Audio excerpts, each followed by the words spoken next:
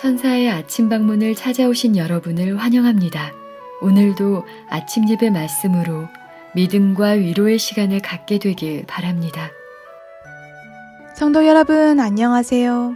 오늘도 아침 예배에 찾아오신 성도님들을 진심으로 환영합니다. 오늘부터 두 차례에 걸쳐서 에베소서의 말씀이 전해집니다. 오늘 말씀은 하나님 안에 거하는 그리스도인들의 정체성을 확인할 수 있는 중요한 말씀입니다. 마음 깊숙이 묵상하며 말씀을 들어보시길 간절히 바랍니다. 이제 기도하겠습니다. 하늘에 계신 하나님 아버지, 오늘도 그리스도의 보혈의 은혜로 하루를 선물해 주심에 감사드립니다. 오늘 아침 예배를 통해서 에베소서의 말씀을 묵상하려고 합니다. 에베소서의 말씀에 나타난 하나님의 사랑을 믿고 붙잡아 진리 안에서 자유를 얻도록 인도해 주시옵소서. 또한 하나님께 온 마음을 바쳐 말씀에 순종하는 저희가 되도록 도와주시옵소서. 오늘 하루 하나님과 동행하기를 간절히 바라오며 이 모든 말씀 예수님의 이름으로 기도드렸습니다. 아멘. 성도 여러분 안녕하십니까? 오늘은 에베소서의 말씀으로 아침 묵상을 하려고 합니다. 에베소 1장 1절, 하나님의 뜻으로 말미암아 그리스도 예수의 사도된 바울은 에베소에 있는 성도들과 그리스도 예수 안에 신실한 자들에게 편지하노니. 자, 지금 바울은 신실한 자들이라고 그러면서 어떤 사람들이 신실하다고 했어요? 그리스도 안에 있는 자들. 그리스도 안에 있는 자들이 신실하다고 지금 정의를 하고 가는 것입니다. 성도 여러분, 그리스도 안에 있는 것이 중요한 것입니다. 그리스도 안에 있어야 신실한 것입니다. 자, 3절 가겠습니다. 에베소 1장 3절. 찬송하리로다 하나님 곧 우리 주 예수 그리스도의 아버지께서 그리스도 안에서 하늘에 속한 모든 신령한 복으로 우리에게 복 주시되. 자, 하늘에 속한 모든 신령한 복을 어디서 받는다고 했습니까? 그리스도 안에서. 지금 계속해서 그리스도 안이 나오는 것입니다. 이것은 참 놀라운 말씀입니다. 그리스도 안에 있는 것이 도대체 어떤 신앙이고 어떤 경험이길래 그리스도 안에 있으면은 모든 하늘에 속한 복을 받을 수 있다고 지금 바울이 말할까요? 자, 그래서 우리는 그리스도 안이 나오는 에베소 1장 3절의 말씀을 한번 좀 살펴볼 필요가 있는 것이죠. 저 에베소 1장 3절에 대한 바이블 커멘터리가 있습니다. 먼저 그것을 읽어보겠습니다. 그리스도 안이 무엇인가? 예수 그리스도를 믿는 자가 그 안에서 생활하고 거동하는 영역 혹은 매체로 지칭한다. 이 표현은, 그리스도 안이라는 표현은 주님과 그리스도인의 밀접한 연합을 강조한다. 그리스도인은 자신이 하는 모든 것을 주님과 연관시켜 행한다. 저는 이 바이블 커멘터리의 이 해석을 참 좋아합니다. 그리스도 안에서 생활하고 그리스도와 밀접한 연합을 이루는 것이 그리스도 안이라고 표현하고 있는 것입니다. 성도 여러분, 그리스도 안이라는 것은 내 마음만, 내 정신만 그리스도인이 아니라 내 생활과 내 움직이는 영역 자체가 그리스도 안에 들어가 있다 하는 뜻입니다. 다시 말해서 그리스도 안이라는 것은 내가 그리스도의 뜻 안에서 살아가고 있다 하는 의미가 되는 것입니다. 이 에베소서를 읽어보면요, 바울은 계속해서 그리스도 안, in Christ, 이 말을 계속해서 반복합니다. 자, 4절 보겠습니다. 에베소 1장 4절입니다. 곧 창세 전에, 이 세상이 창조되기 전에 그리스도 안에서 우리를 택하사, 이 세상이 창조되기도 전에 하나님께서 그리스도 안에서 우리를 선택했다는 것입니다. 우리로 사랑 안에서 그 앞에 거룩하고 흠이 없게 하시려고. 정말 놀라운 말씀 아닙니까? 누구든지 그리스도 안으로 들어가면 하나님의 택하심을 받는다는 것입니다. 이것이 창세 전에 세워진 하나님의 계획이라는 것입니다. 성도 여러분, 이것이 무슨 뜻일까요? 하나님께서 창세 전에 저와 여러분을 보셨다는 것입니다. 우리가 어둠 속에 살다가 그리스도 안에 들어갈 것을 보셨다는 것입니다. 언제요? 창세 전에. 그래서 우리를 창세 전에 택하셨다는 것입니다. 이것이 저와 여러분의 신분이고 정체성입니다. 하나님께서 창세 전에 우리가 그리스도 안에 들어갈 것을 보시고 택하셨다는 이 바울의 기별, 이 기별을 알면 우리 마음에 깊은 감동이 생기고 확신으로 들어가게 되는 것입니다. 이 지구에 수천 년 동안 수많은 수십억 명이 태어났다고 사라졌는데 하나님께서 정말 나같이 미미한 자를 그때 나를 보시고 내가 그리스도 안으로 들어가는 것을 간절한 마음으로 바라보시고 나를 선택하셨다는 그 말씀이 우리 마음에 얼마나 깊은 감동을 줍니까? 이 에베소서의 기별을 우리가 알면 알수록 우리는 흔들리지 않게 되는 것입니다. 자, 질문 드립니다. 바울은 하나님께서 우리를 택하셔서 우리를 사랑 안에서 거룩하고 흠없는 성도로 양육하신다고 했는데 거룩하고 흠없는 성도가 어떤 성도입니까? 자, 오늘날 교회에서 우리가 거룩하고 흠없는 성도가 되어야 됩니다 하면 이렇게 아주 두려워하죠. 알러지 반응을 일으킵니다. 그게 아니에요. 성경은 이 표현이 계속해서 나오는 것입니다. 그래서 정확하게 알아야 돼요. 이것은 우리가 4가지로 표현해 줄 수 있는 것입니다. 4가지. 첫째, 흠없고 거룩한 성도는 첫째, 그리스도 안에 있는 성도가 거룩하고 흠없는 성도입니다. 둘째, 하나님의 뜻 안에서 살아가는 성도를 말하는 것입니다. 셋째, 하나님의 말씀과 성령께서 우리 마음에 호소하시고 인도할 때 따라가는 성도. 이들이 거룩하고 흠없는 성도라고 말하는 것입니다. 넷째, 하나님께 대적하지 않는 성도입니다. 하나님과 동행하는 것입니다. 성도 여러분, 우리가 마땅히 이렇게 살아야 되지 않겠어요? 이것은 당연한 그리스도인의 삶입니다. 자, 질문을 드리죠. 하나님께서 창세전에 그리스도 안으로 들어올 우리를 택하셨다는 사실을 사탄도 알까요? 하는 질문입니다. 사탄도 알죠? 예, 사탄도 압니다. 사탄이 가만히 있겠습니까? 또 방해 놓겠죠. 그저 따라다니면서 방해 놓는 게 사탄입니다. 사탄은 하나님께서 창세전에 그리스도 안으로 들어오는 성도들을 택하셨다는 이 진리를 무너뜨리기 위해서 최선을 다합니다. 어떻게 노력할까요? 사탄의 노력하는 방법. 사탄은 이렇게 합니다. 사탄은 하나님께서 너를 택하신 게 아니라 우연히 이렇게 된 거야. 이렇게 얘기해요. 너는 우연히 그리스도인이 된 거야. 너는 운 좋게 어쩌다 보니까 진리를 받게 된 거야. 이렇게 말하는 것이 사탄입니다. 그래서 마음의 확신과 감동을 다 제거해버리는 것이죠. 모든 것은 철저하게 창세 전에 세워진 하나님의 계획입니다. 다니엘서와 요한계시록 창세 전에 하나님 마음속에 있었던 것입니다. 성도 여러분, 하나님께서 창세 전에 이미 우리를 택하시고 끌고 가신다는 이 사실을 보지 못하게 하고 믿지 못하게 하는 것이 사탄이 하는 일입니다. 절대 사탄의 노력에 휘말리면 안 됩니다. 사탄이 주는 생각들에 끌려다니지 마세요. 자, 또 질문 드립니다. 창세 전에 이루어진 하나님의 계획이 무엇입니까? 하는 질문입니다. 하나님의 계획은 창세 전부터 이것입니다.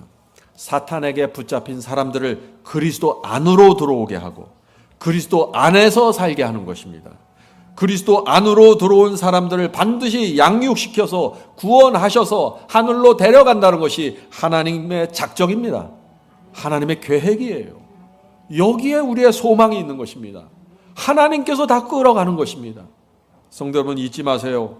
우리는 창세전에 택함받은 백성입니다. 나는 창세전에 하나님의 택함을 받았다. 이것이 우리의 신분이고 정체성입니다. 이것을 항상 기억할 때마다 우리 마음속에 깊은 감동이 있는 것입니다. 하나님께서 나를 보셨구나. 내가 이 진리를 받기로 결정하는 것을 보셨구나. 얼마나 감사합니까? 자, 이제 질문을 드리죠. 창세전에 하나님의 택하심을 받고 그리스도 안으로 들어온 사람이 어떤 말씀에는 순종하지만 어떤 말씀은 거절하고 순종하지 않을 수 있을까요? 좀 곤란한 질문인가요? 그럴 수 없습니다. 사탄을 떠나서 그리스도 안으로 들어온 사람들은 우연히 들어온 것이 아니에요. 분명합니다. 그러므로 하나님께서 나를 선택하셨다는 사실을, 이 사실을 아는 사람들은 그 마음에 무엇이 있을까요? 뜨거운 감격이 있고 감사가 있고 기쁨이 있고 충성이 있는 것입니다. 그래서 주여 말씀만 하옵소서, Here I am, 내가 여기 있습니다. 이렇게 말하는 것입니다. 이것이 우리의 신앙의 정체성이 되어야 된다는 것이죠. 성도 여러분, 하나님께서 저와 여러분의 인생을 인도하실까요? 우리를 책임지실까요? 당연하죠. 하나님께서 택하셨는데 어떻게 책임을 안 질 수가 있겠어요? 반드시 책임을 지십니다. 그래서 주께서 뭐라고 말씀하셨나요? 너희는 먹고 마시고 입는 이런 문제 기도도 하지 마. 그건 이방인들이 하는 기도야. 공중에 나는 새도 내가 책임지고 들풀도 내가 돌보는데 하물며 너희 일까 보냐. 네, 이것이 하나님의 마음입니다. 성도 여러분, 지금 지구에 수십억 명의 인구가 있는데 하나님께서 창세전에 우리를 보셨다는 것입니다. 뭘 보셨어요? 우리가 진리를 만났을 때 그것을 붙잡는 것을 보셨다는 것입니다. 예수 그리스도의 사랑을 보면서 우리가 그리스도 안으로 들어올 것을 보셨다는 것입니다. 십자가 앞에 굴복할 것을 보셨어요. 그래서 창세전에 우리를 선택하신 것입니다. 하나님의 선택은 틀림없습니다. 하나님의 그 택함 받은 우리가 어떻게 살아야 할까요? 그리스도 안에서 살아야 된다는 것입니다. 그리스도 밖으로 나가면 절대 안 된다는 것이에요. 많은 사람들이 이렇게 생각해요. 하나님께서 십자가에서 계속해서 용서하시니까 오늘은 그리스도 안에 있다가 내일은 그리스도 밖에 나가야지, 들락날락 해야지. 아니에요. 그것은 창세전에 이루어진 하나님의 택함을 이해하지 못하는 것이에요. 그 하나님의 마음과 그 하나님의 작정을 이해하지 못하는 것입니다. 그럴 수가 없는 것이죠. 성도 여러분, 이 세상이 저절로 우연히 생겼나요? 아닙니다. 하나님의 계획에 따라서 생긴 것입니다. 우리가 저절로 우연히 이 세상에 태어난 것입니까? 아니죠. 하나님의 계획 속에서 태어난 것입니다. 우리가 하나님의 완전한 계획 속에서 태어났다는 사실을 우리가 믿으면 우리 마음이 어떻게 될까요? 주께서 주시는 진리를 온 마음으로 받게 되는 것입니다. 그리고 그때 하나님의 택함이 이루어지는 것입니다. 내가 너를 붙잡고 끝까지 갈 거야. 넌 그리스도 안에 있어. 이것이 초대교회 에베소 교회에게 주신 바울의 기별이었습니다. 너희는 흔들리지 마. 로마 황제가 무슨 짓을 하든 너희는 하나님께서 창세전에 보신 물이고 확신 속에서 택함을 받았고 끝까지 가야 돼. 이 에베소 교회 교인들이 얼마나 기쁨으로 충만했을까요? 자, 질문 드립니다. 창세전에 이루어진 이 하나님의 예정과 택하심에 대한 두 가지 극단적인 모습이 있어요. 참 안타깝죠? 창세전에 이루어진 하나님의 예정과 택하심에 대한 오해가 있는 것입니다. 그것이 무엇일까요? 자, 첫 번째 오해와 첫 번째 극단은 이것입니다. 어떤 분들은 말이죠, 그리스도 안에 거하지도 않으면서 주님의 뜻대로 살지도 않으면서 좁은 길을 가지도 않으면서 나는 창세전에 하나님의 예정과 택하심을 받았어. 바울이 그렇게 말했단 말이야. 자꾸 이 말을 하는 거예요. 저는 정말 그런 분들 볼 때 참 답답해요. 참 생각 없이 들떠 있어요. 그런데 그 반대편에 또 한 무리가 있어요. 두 번째 오해가 있는 것입니다. 그건 뭐냐면은 어떤 분들은 분명한 진리를 받았습니다. 그리스도 안에 들어갔어요. 그런데 조금만 낙담이 되면 나는 하나님의 예정을 받지 못했을 거야. 난 택함도 받지 못해서 자꾸 쳐져 버리는 것입니다. 성도 여러분, 하나님께서 창세전에 우리를 보셨습니다. 하나님은 전지전능하시고 완전한 분이기 때문에 보시면 보는 거예요. 택하셨습니다. 그래서 이 말씀은 엄청난 진리입니다. 하나님의 이 택하심을, 그 보았음을 믿고 전진합시다. 그것이 신앙입니다. 바울의 말을 믿어야 돼요. 자, 질문 드립니다. 성도들을 향한 이 사탄의 공격이 어떻게 이루어질까요? 창세전에 세우신 하나님의 계획을 사탄이 어떻게 공격할까요? 창세전에 하나님께서 나를 택하셨다는 이 진리를 붙잡고 성도들이 막 나가려고 하면은 사탄이 공격을 해요. 어떻게 공격하냐? 이 말씀을 하는 거예요, 제가. 두 가지 방법으로 공격합니다. 여러분도 아마 이 공격을 이미 받으셨을 것입니다. 첫째, 사탄은 어떻게 해서든지 우리를 그리스도 밖으로 끌고 나가려고 합니다. 시험과 유혹을 던져서 끌어내려고 하는 것입니다. 조심하세요. 그리스도 안에 남아 있어야 합니다. 둘째, 사탄은 우리의 신분과 정체성을 흔들어댑니다. 어떻게 흔들어댈까요? 너는 안 돼. 너는 택함 받지 못했어.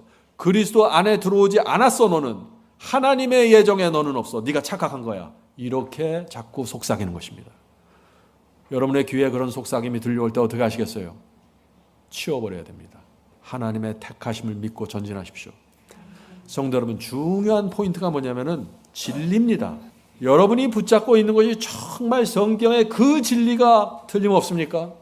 틀림없다면 흔들리지 마세요. 하나님의 택함이 창세전에 이루어진 것입니다. 하나님께서 여러분을 붙잡고 끝까지 가신다는 결정이 이루어진 것이에요. 왜 자꾸 흔들리십니까? 성도 여러분, 우리의 신분과 정체성, 창세 전에 이루어진 이 신분과 정체성이 잊으면 큰일 납니다. 이것을 기억해야만 우리가 하루하루 감사와 충성으로 살아가게 되는 것입니다. 자, 질문 드립니다. 바울은 그의 피로 말미암아 구속받았다고 했습니다. 구속, redemption, 이것이 무슨 뜻입니까? 하는 질문이죠. 굉장히 중요한 질문입니다. 구속이란 주께서 당신의 피를 값으로 쳐주고 우리를 샀다 하는 것입니다. 그래서 우리는 내 것이 아니라 주님 것이 되었다는 것입니다. 그래서 하나님의 자녀가 되는 것입니다. 내가 잘나서 되는 게 아니라, 내가 공로를 쌓아서 되는 것이 아니라 그리스도 피로 값을 지불했기 때문에 내가 자녀가 되는 것입니다. 자, 이 문제를 좀 살펴보죠. 오래전에, 아주 옛날에 미국 남부에 노예 시장이 있었습니다. 어떤 흑인 노예가 있었는데 그는 힘이 없고 일도 잘 하질 못했어요. 근데 성격은 또 아주 나빴어요. 그냥 맨날 반항적으로 악을 쓰며 소리 지르는 것입니다.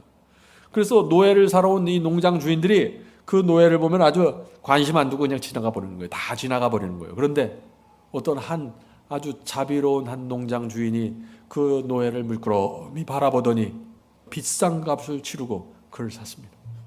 그 노예를 마차에 태우고 집으로 돌아가는데 그 노예가 또 반항하면서 소리 지르는 것입니다.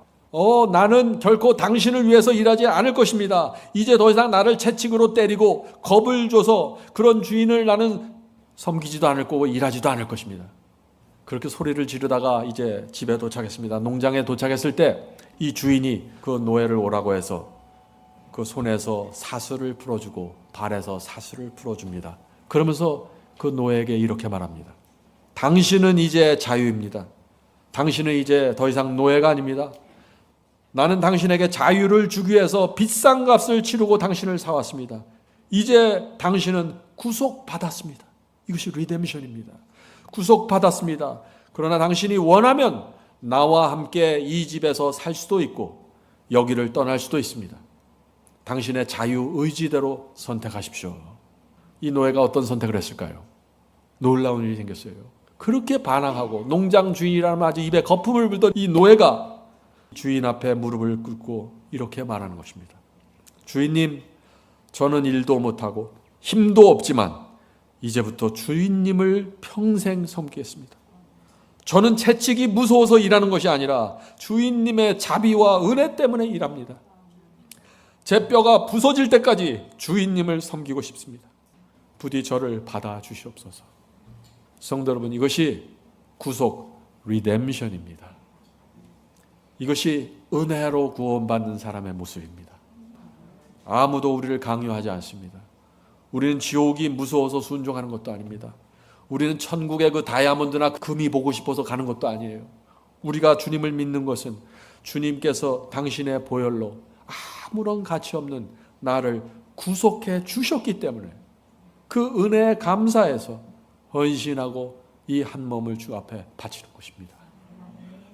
이것이 창세전에 하나님께서 우리를 선택하신 이유입니다. 이제 기도하겠습니다.